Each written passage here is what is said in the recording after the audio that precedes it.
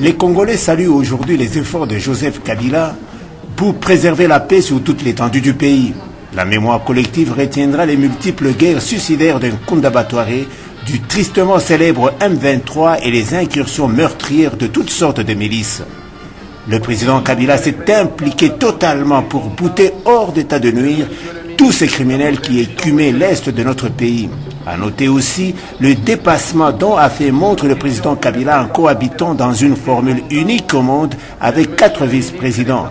Aujourd'hui, les efforts sont toujours consentis pour raser une fois pour toutes les auteurs des massacres à l'est de la RD Congo. Cette paix dont jouit le Congolais a favorisé la venue des investisseurs dans notre pays. Dès lors, les Congolais ont commencé à se mettre au travail. Le président Kabila a donné des orientations précises pour remettre le pays sur l'orbite de la modernité. Les grandes villes du pays et la capitale ont vu leurs infrastructures non seulement rétapées à neuf, mais aussi rénovées. Plus de 1000 écoles ont été reconstruites en faveur de nos enfants. La RD Congo a ressuscité des cendres la compagnie nationale d'aviation, désormais dotée d'aéronefs. Les nouvelles locomotives de la SNCC reprennent du travail. Le trafic des biens et des personnes entre les provinces est aujourd'hui effectif. En tout cas, la vie a repris, avec elle l'espoir de tout un peuple.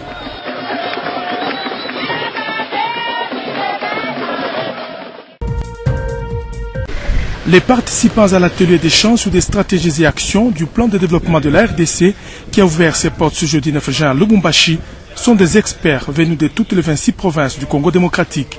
Le gouvernement a choisi une démarche participative de tous les acteurs sociaux pour doter les pays d'un outil de travail pour son développement durable à l'horizon 2050.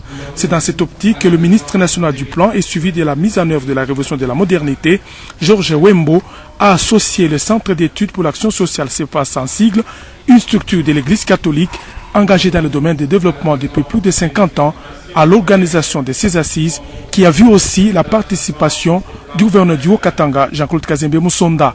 Les travaux vont consister à réfléchir sur les 2 livres du PNSD. Le premier livre est consacré à la matérialisation de la vision du président de la République sur le développement de la RDC à l'horizon 2050 et le second sur les propositions des stratégies de la mise en œuvre du PNSD. Le numéro 1 du plan en RDC, Georges Wembo, attend des présentes assises des résultats précis.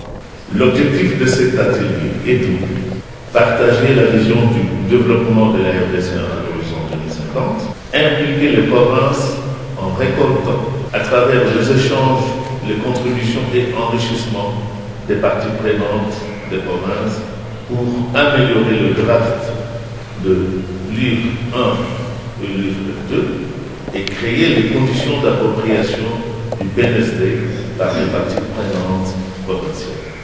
Un expert du ministère national du plan a fait l'économie de 2 livres du PNSD aux participants. Le développement se planifie et la RDC, avec tous ses immenses potentiels, doit atteindre le cap de l'émergence en 2030 et le développement en 2050. La semaine minière a été lancée par le gouverneur Jean-Claude Kazembe Moussonda au Grand Caravia Hotel de Lubumbashi ce mercredi 8 juin 2016. Dans son mot d'ouverture, l'autorité provinciale a salué la tenue de ces assises de 2 jours dans sa province.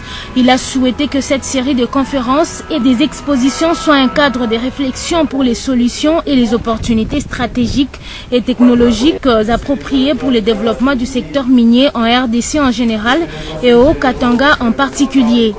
Jean-Claude Kazembe Moussonda a encore montré la nécessité de la diversification de l'économie, de prévoir les voies et moyens pour la reconversion de l'économie de la RDC pour un partenariat gagnant-gagnant qui favorise la création de l'emploi.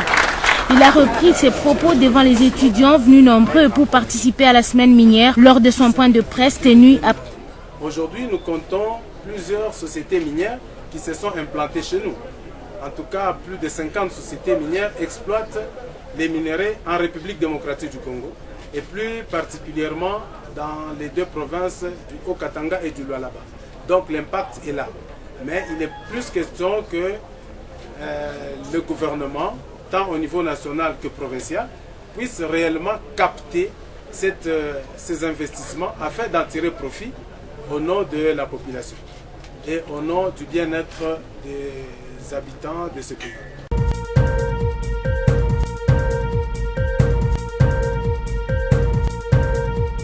C'est dans son cabinet de travail que le gouverneur de province, l'honorable Jean-Claude Kazembe Musonda, a échangé avec le consul zambien basé à Lubumbashi. Davis Sakwama est allé solliciter auprès du chef de l'exécutif provincial du Haut-Katanga la traversée du territoire haut-katangais des camions transportant des explosifs en provenance de la Zambie, et cela sur la route du pédicule. Vous connaissez que la Zambie et la RDC partagent une très longue frontière. Nous avons la population qui vit le long de cette frontière. And we also have a road Nous avons aussi that is une passing route through qui traverse Congo, la the RDC, Pedico Road, c'est la route du which Pédicule, has à la frontière de la province de Luapula.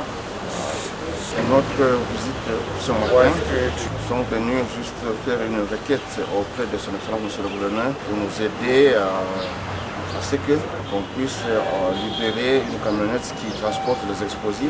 Les explosifs ne sont pas là pour faire du mal à nos frères congolais, pour nous aider avec la construction de la route pédicule.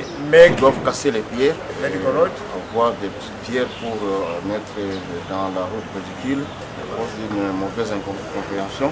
Cela a fait que la camionnette puisse être saisie. Cela avait de retarder les travaux de construction qui sont en cours. Il nous a rassurés, comme d'habitude, il va s'y mettre et que nous puissions voir à ce que la camionnette puisse être libérée.